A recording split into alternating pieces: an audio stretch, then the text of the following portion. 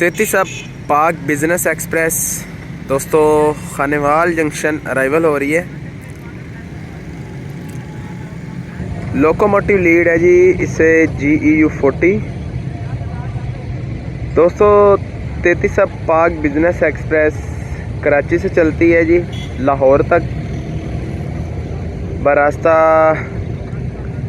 बहावलपुर, लोधरा, दुनियापुर, जहानिया से होते हुए खानेवाल से साहिवाल, उकाड़ा, पत्तों की रेवंड से होते हुए जी ये अपनी मंजिल पर पहुंचती है जी लाहौर। दोस्तों इसे लोकोमोटिव लीड है जी GEU40। नंबर देखते हैं जी कौन सा है।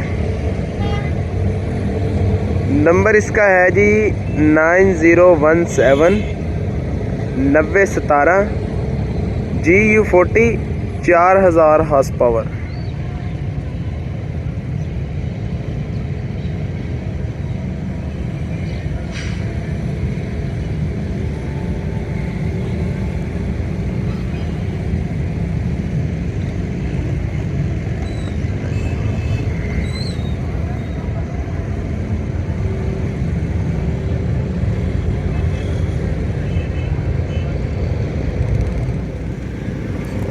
GEU40 9017 4000 horse power locomotive lead.